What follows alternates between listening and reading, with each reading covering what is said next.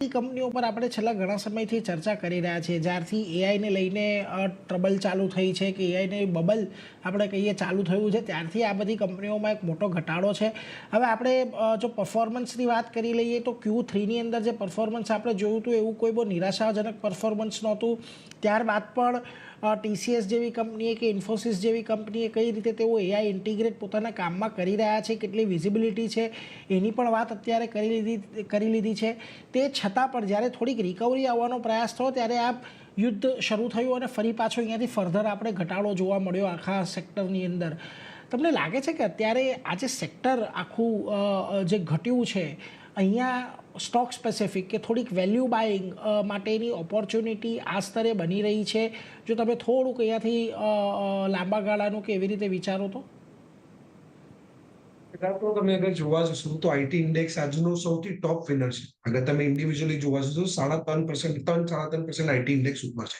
પણ અગર તમે અત્યારે આઈટી ઇન્ડેક્સને ઓવરઓલ જોશો તો 2 દિવસ પહેલા જ્યારે માર્કેટનું લો લાગ્યું હતું ત્યારે આઈટી ઇન્ડેક્સ ઓલ ટાઈમ હાઈથી 38% ડાઉન છે. અને એઝ વી સ્પીક અત્યારે આઈટી ઇન્ડેક્સ પોતાના ઓલ ટાઈમ હાઈથી 35% ડાઉન છે. તમે જોઈ રહ્યા છો કે આ લેવલ પર અત્યારે બ્રોકરેજ રિપોર્ટ્સ આવી રહી છે કે આઈટી ના અંદર વેલ્યુ છે ને એઆઈ નો કોઈ દબાવ નથી, તો એફઆઈઆઈસ બાય કેમ નથી કરી રહ્યા આઈટી? બધા અત્યારે તમને આઈટી બાય કરવા માટે કહેશે પણ પોતે કોઈ આઈટી લેવા માટે રેડી નથી. તમને એનું એકદમ સિમ્પલ કારણ કહીશ ને તો એનું એક જ કારણ છે એઆઈ. આખી દુનિયા એઆઈ ના તરફ મૂવ કરી રહી છે. નીરજભાઈ, આપણે આના પહેલા જેટલી બી વાર વાત કરીશ મેં તમને હંમેશા આઈટી પર એક જ વ્યૂ આપ્યો છે કે મારો વ્યૂ આઈટી પર ઘણો બેરિશ છે. તમને અત્યારે બી અત્યારે આઈટી આજનો હાઈએસ્ટ વિનર છે. એનું કારણ છે કેમ કે પહેલા તો આઈટી 2025માં જ અગર 2026માં જોશો તો સૌથી મોટું અગર કોઈ ઇન્ડેક્સમાં સેલ ઓફ આવ્યું તો એ આઈટી માં. એના પછી વોર આવી જેના કારણે એને ઓર વેચાઈ ગયું. એટલે આઈટીમાં ડબલ સેલિંગ આવી. એક તો એની પ્રોબ્લેમ હતી પ્લસ વોર. એના હા, એકવાર માટે તમે કહી શકો કે સ્ટોકના અંદર એકદમ વેલ્યુએશન ડ્રોપ આવી ગયું છે, મતલબ વેલ્યુ બાય આવી ગઈ છે. પણ હું તમને એક વાત કહું છું, આજની માર્કેટમાં અગર નિફ્ટી 15% ડાઉન છે અને અગર કોઈ ઇન્ડેક્સ 40% ડાઉન છે તો એ વેલ્યુ બાઇંગ નહીં થઈ ગઈ. એના અંદર વેલ્યુ જબરદસ્તી આવી રહી છે. એવું નથી કે ઇન્ડેક્સ વેલ્યુ છે.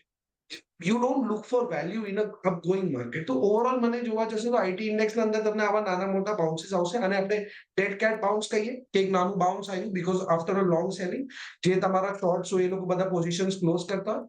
ઓવરઓલ અગર તમે જોવા જશો તો આ માર્કેટના અંદર જ્યારે બધા ઇન્ડેક્સ 10% ડાઉન છે અને કોઈ ઇન્ડેક્સ 40% ડાઉન છે તો કોઈ રીઝન છે કે એ 40% ડાઉન છે. વેલ્યુ તમે ક્યારે જોવો જ્યારે ઓવરઓલ માર્કેટના અંદર સેલિંગ હોય કે ભાઈ ચલો કોઈ કોવિડ આવી ગયું કે કઈ વોર થઈ ગયું, બધી માર્કેટ પડી ગઈ છે તો તમે એના અંદર વેલ્યુ ગોતો. પણ કોઈ ઇન્ડેક્સ 40% ડાઉન હોય, જ્યારે ઇન્ડેક્સ 10% ડાઉન છે, 15% ડાઉન છે, તો એ ટાઈમે તમે એના અંદર વેલ્યુ ના ગોતો. જ્યાં સુધી આ લોકો ઓન ગ્રાઉન્ડ પોતે પાઇવટ નહીં કરે. આટલી મોટી કંપની જ્યારે તમે ઇન્ફોસિસ TCS ને પકડો, 5-5 લાખ કરોડના માર્કેટ કેપ લઈને બેઠા છે. અગર આ લોકો રેવન્યુ ગ્રોથ 2 કે 3% આપશે તો તમે શું એક્સપેક્ટ કરી રહ્યા છો કે આ તમને પ્રાઇસ ટર્મ્સમાં શું જ મૂવ આપી દેવાના છે? ને ઓલરેડી આ લોકો એકદમ એલિવેટેડ વેલ્યુએશન પર લઈને આવીને બેઠા છે. તમે અગર આ લોકોનું કોઈનું બી તમે આ લોકોનું શેર હોલ્ડિંગ સ્ટેટમેન્ટ ખોલીને જોઈ લો, Infosys TCS non stop FII 1.5 વર્ષથી વેચી રહ્યા છે. નોન સ્ટોપ એફઆઈઆઈ અને 1.5 વર્ષથી એને અબ્ઝોર્બ કોણ કરી રહ્યું છે? ડીઆઈએસ. હવે ટેકનિકલી કહેવા માટે તો ડીઆઈએસ મ્યુચ્યુઅલ ફંડ છે તમારા છે, એ બધા ઇન્સ્ટિટ્યુશનલ ઇન્વેસ્ટર્સ છે, પણ at the end of the day પૈસા તો રિટેલના જ નાખી રહ્યા છે. એટલે FII non stop IT dump કરી રહ્યા છે અને આપણે નોન સ્ટોપ આઈટી બાય કરી રહ્યા જેમાં 2 કે 3% ની ગ્રોથ છે. તો ઓવરઓલ તમે એક્સપેક્ટ કરો કે અહીંયાથી તમને એક બહુ મોટું ડીપ આવી ગયું ને અહીંયાથી તમને 100% નો મૂવ મળી જાય કે 50% નો મૂવ મળી જાય આઈટી ના અંદર, એ મને થોડુંક અહીંયાથી ડિફિકલ્ટ લાગે છે. એક વાર તમને પોઈન્ટ કહું છું, અગર તમે યુએસડી આઈએનઆર જોવા જશો અત્યારે, ઠીક છે, તો યુએસડી આઈએનઆર અત્યારે 92 ઉપર ચાલી રહ્યા છે, જે આઈટી કંપનીઝ માટે બહુ બેનિફિશિયલ છે. કેમ કે એ લોકોનું જે ફોરેનનું કમાઈ આવે એ તમે જ્યારે રૂપિયામાં કન્વર્ટ કરો તો 92.5 નો ભાવ એટલે એ લોકો માટે તો ગોલ્ડ માઇન છે. તો તમે વિચારો કે અત્યારે ડોલર ઇન્ડેક્સ આખી દુનિયાના સામે વીક છે અને યુએસડી આઈએનઆર આટલું એલિવેટેડ છે. કાલે જ્યારે ઇન્ડિયા યુએસની ટ્રેડ ડીલ સાઇન થઈ ગઈ અને આ ડોલર ઇન્ડેક્સ 7-8 પોઈન્ટથી પડી ગઈ, સોરી યુએસડી આઈએનઆર 7-8 પોઈન્ટથી પડી ગયું, એ ટાઈમે આઈટીની શું હાલત થશે? તો overall personally cell on rise છે. અત્યારે હા, શોર્ટ ટર્મમાં એક કદાચ ડેડ કેટ બાઉન્સ બહુ સારો આવી શકે, પ્રોબેબલી 1-2 દિવસ તમને ઓર સારી બાઇંગ દેખાય.